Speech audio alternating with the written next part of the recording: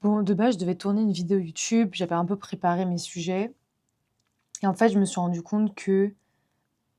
j'arrivais pas du tout à tourner comme ça, j'étais pas du tout satisfaite de ce que je disais, j'avais vraiment l'impression d'être, je sais pas, que c'était nul et en fait, ça m'a rappelé à quel point on peut être hyper dur avec nous-mêmes parce qu'on rentre dans un perfectionnisme de, «Il faut que mes vidéos soient hyper carrées». Moi, c'est ce que je me disais là, je me disais: «Sur YouTube, le problème, c'est que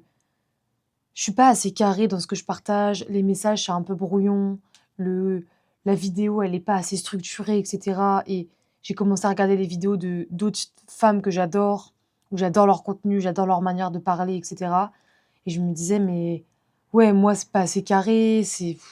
ça fait débutant, on dirait que je sais pas où je vais» et heu et ça m'a trop saoulée parce que du coup, ça m'a complètement déconnectée et après j'ai essayé de filmer, en fait, bah, j'étais dans un mood, voilà, de comparaison et ça m'a rappelé à quel point, en fait, bah, c'est vraiment de la merde de regarder ce que font les autres parce que tu vas toujours regarder ce que toi tu admires chez eux et tu vas oublier ce qui fait toi ta force. En l'occurrence, là, je regardais une fille qui fait du contenu super quali, elle prend des études et tout, enfin vraiment sa vidéo elle est hyper structurée, je pense qu'elle fait carrément des scripts et tout et je me suis dit: «Mais Lou, toi tu as pas envie de faire ça, ta nature c'est pas de faire ça, ta nature c'est de parler de toi, de parler de tes expériences, de prendre la caméra, de ouais, que ce soit pas réfléchi, en fait, c'est ça, toi, ta force, tu vois? Et en même temps, bah, ouais, j'étais là à me comparer à des gens qui, ont beaucoup plus de résultats, sont beaucoup plus, enfin,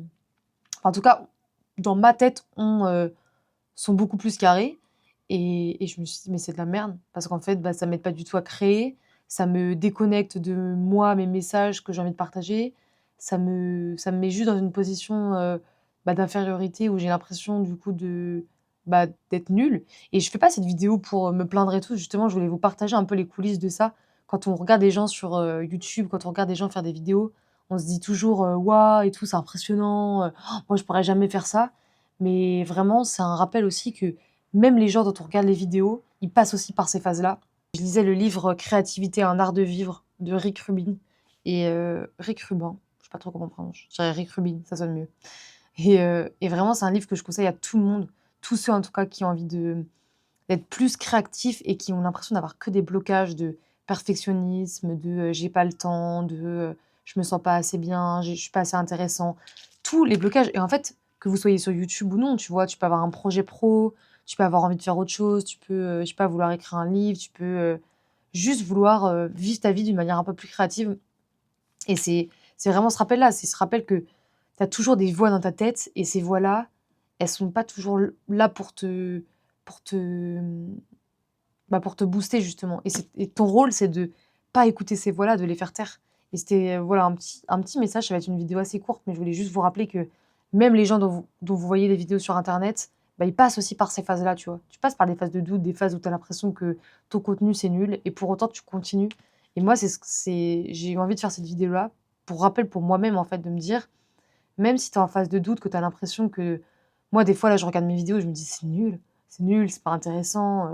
personne va se reconnaître là-dedans, on dirait que je suis juste une meuf, complètement perdue et tout». Je me dis: «Non, continue, je suis sûre que ça va payer. Il y a des gens qui vont t'écouter, il y a des gens qui vont se reconnaître dans tes mots» et voilà et je suis persuadée que toutes les trucs mentaux qu'on a dans nos têtes, on n'est pas les seuls à les vivre et c'est aussi en mettant des mots dessus, en les partageant, qui prennent beaucoup moins de place qui prennent beaucoup moins de place, pardon, dans ta tête et surtout, c'est ce qui permet, au final, de connecter beaucoup plus avec les gens et moi, c'est ce que j'ai envie de faire à travers YouTube, c'est surtout connecter avec vous, en fait et vous faire vous rendre compte que d'une, vous êtes pas tout seul et de 2, bah, qu'on peut quand même, vivre tout ce qu'on a envie de vivre, malgré toutes ces petites voix dans nos têtes. Donc voilà, c'était un petit rappel, à chaud, un petit rappel, nature, mais un rappel que on peut toujours y arriver. Faut pas écouter toutes ces voix dans nos têtes, il faut se rappeler, ce qu'on a vraiment envie de vivre et qu'on est parfait pour ce qu'on a envie de vivre surtout.